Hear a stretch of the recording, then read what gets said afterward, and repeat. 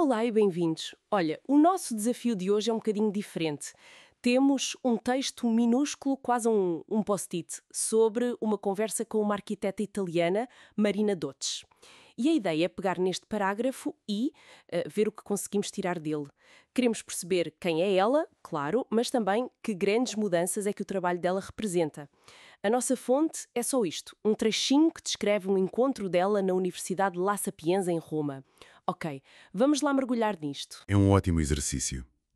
E sabes, muitas vezes são esses pequenos detalhes que abrem as portas maiores. Este fragmento, por muito curto que seja, dá-nos três pistas muito claras para seguir. Primeiro, a identidade profissional dela, que é muito específica. Depois, a forma como ela parece olhar para a própria carreira, de um modo muito pessoal, muito reflexivo. E, por fim, uma observação que ela faz que aponta para uma transformação social gigante. O que é fascinante aqui é como os pontos se ligam para formar um quadro maior. Certo. Então vamos começar pelo básico: o cenário e a pessoa.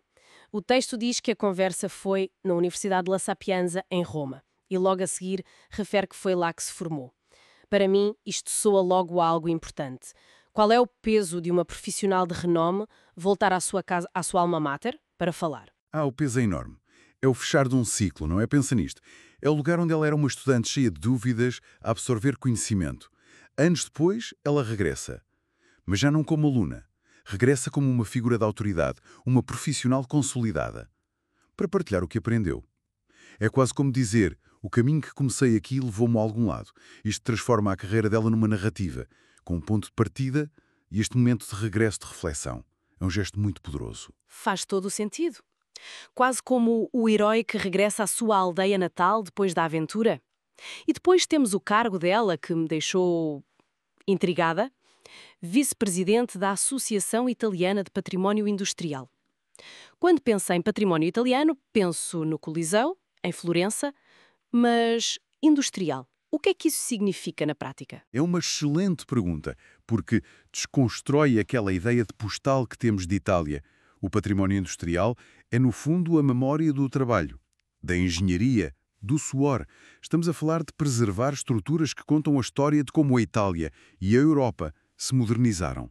Não são palácios nem igrejas, são fábricas abandonadas, altos fornos, bairros operários, pontes de ferro. Ou seja, uma história mais recente, talvez mais suja, no sentido de ser sobre trabalho e maquinaria, em vez de realeza e religião. É uma ótima forma de colocar a questão, exatamente. A palavra património costuma ter um brilho, não é? Uma nobreza. Aqui estamos a falar do ruído, da fuligem, da engenharia que de facto construiu o mundo moderno. Um exemplo incrível em Itália é a antiga fábrica da Fiat em Lingotto, em Turim. Era um edifício colossal onde os carros eram montados em linha, a subir de andar em andar, até chegarem à famosa pista de testes no telhado. Hoje foi reconvertida num centro cultural. Preservar Lingotto não é só salvar um prédio, é salvar a história da indústria automóvel italiana, do design, das vidas de milhares de trabalhadores.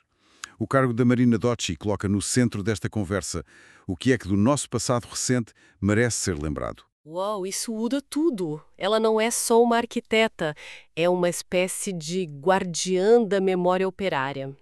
Ok, vamos para a segunda pista: a natureza da conversa dela. O texto diz que ela falou sobre a sua trajetória profissional e as memórias de sua carreira. E depois usa uma expressão que eu adorei: reflexões dinâmicas sobre o campo. Por que essa escolha de palavras é importante? Por que não dizer só que ela falou dos seus projetos? Porque a linguagem aqui revela toda uma filosofia de trabalho. Falar de trajetória profissional é o padrão, é o currículo, a lista de coisas que se fez.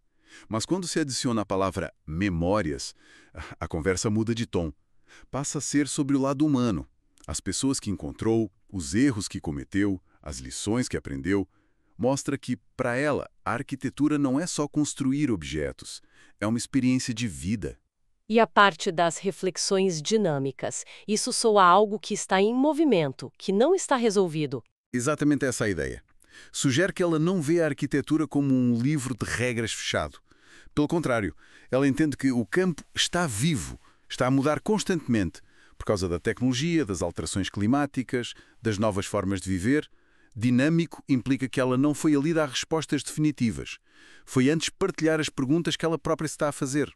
É uma postura de enorme humildade e curiosidade intelectual, não achas? Sim, sem dúvida. Ela não está a dizer isto é arquitetura.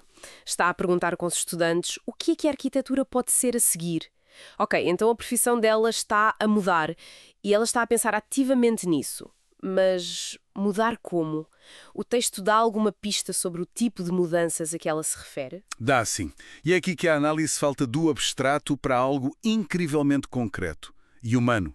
O texto não nos deixa a especular, menciona uma mudança muito específica que ela observou ao longo da carreira. E é um ponto que, confesso, me apanhou completamente de surpresa.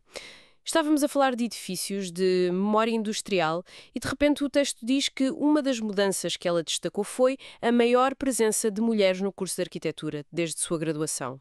É um salto incrível, de uma memória pessoal para uma fotografia da sociedade inteira. É um momento brilhante no texto, porque é um dado que não vem de um relatório de estatísticas, vem da memória dela.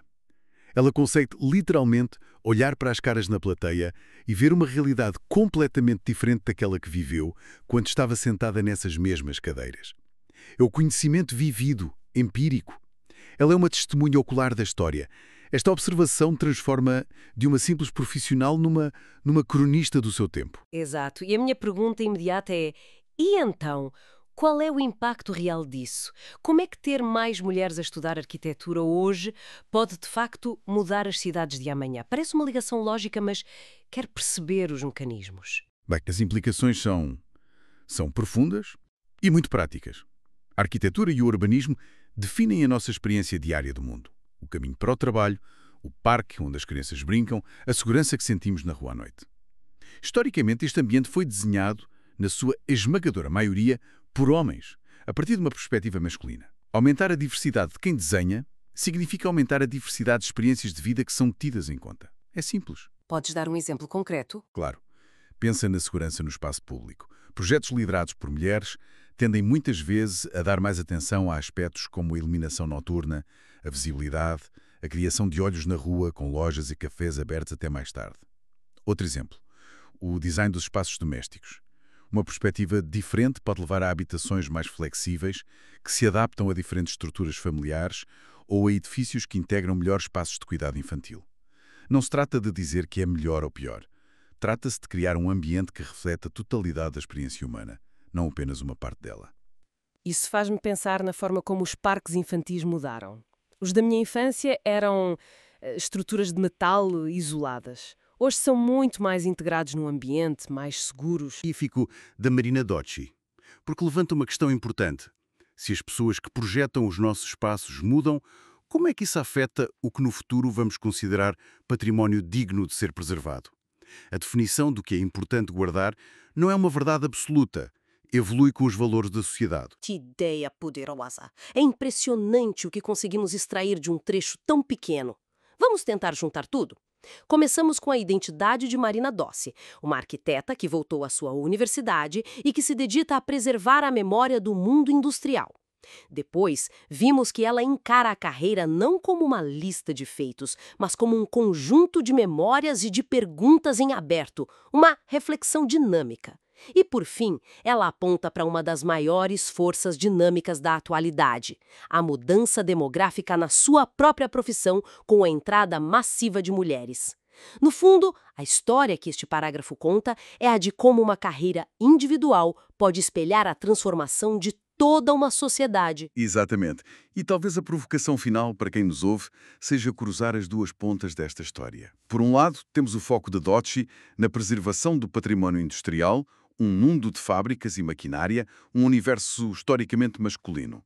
Por outro, temos a imagem das salas de aula de La Sapienza, cheias de jovens mulheres que vão moldar o futuro.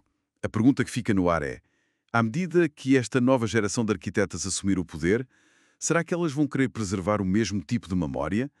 Ou será que vão redefinir o próprio conceito de património? Talvez o património do futuro não sejam apenas as grandes fábricas, mas também os espaços do cuidado, as cozinhas comunitárias, as creches, os lugares que contam outras histórias, histórias que, até agora, foram invisíveis.